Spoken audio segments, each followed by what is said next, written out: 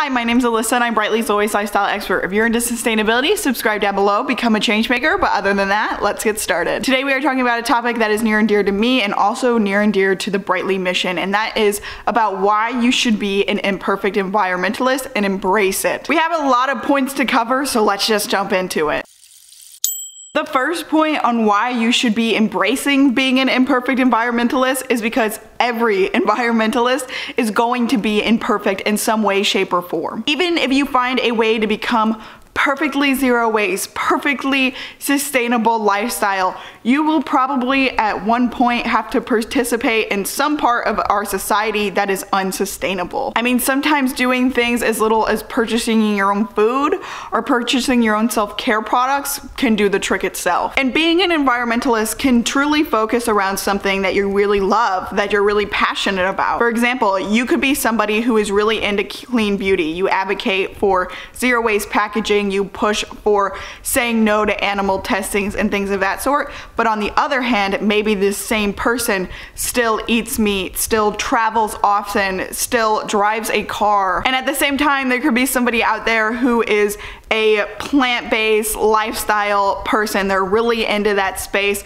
but at the same time, they don't pay much attention to their self-care products or the packaging around their food per se. And in the same way that somebody could love shopping fair trade, love focusing on workers' rights, but at the same time, maybe not pay too much attention to things like packaging and carbon footprints. And what I'm trying to say is that it's all too much. It's too much to try to put yourself and insert yourself in every aspect of environmentalism. And another thing I wanted to talk about is bandwidth. I think a lot of times we talk about what we can do as individuals and even what we can push big companies, politicians, corporations to do, but what sometimes we fail to realize or tend to gloss over is the bandwidth it takes to start living a more sustainable lifestyle, or the bandwidth it takes to start pushing for those changes. Because the simple fact is that a lot of people in their daily busy schedules may not have the time, may not have the patience, may not have the space in their brain to think differently about how they have been living their lives for so long. So for example, one of my biggest changes was eating more plant-based. For me, that takes a long time. That's really tough for me because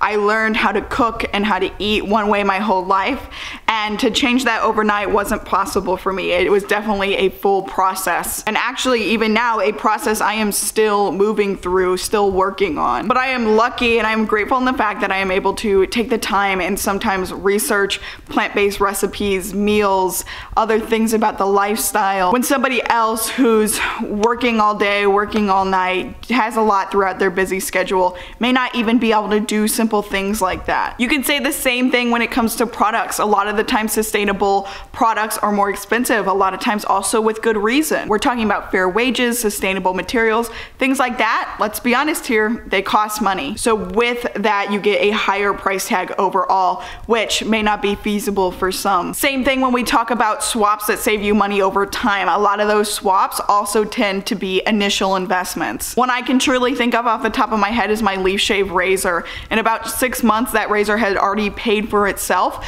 but it's the fact that I had to make this larger upfront investment. I believe I paid around $115 for that leaf shave kit. I am able to switch out the blades so often, and it cost me next to nothing. It cost me literally pennies per blade. But the thing is that initial investment, $115 for a razor, that is definitely not something everybody is wanting to do or willing to do or able to even do. You also have to take into account where you live, where other people live. Do you live in a city? Do you live in a suburb? I live in a suburb. There is zero options for public transportation in my general area unless I drive to 1 to 2 hours out from where I am. So for that, I own a car. I have to own a car. Actually, I can't even walk or bike to my nearest stores. I have to get in my car to get to those stores. So while transportation and being conscious about transportation can heavily reduce your individual carbon footprint, also it might not be accessible or available to everybody. So when you start recognizing what it means to be an imperfect environmentalist, embracing it for yourself and for others,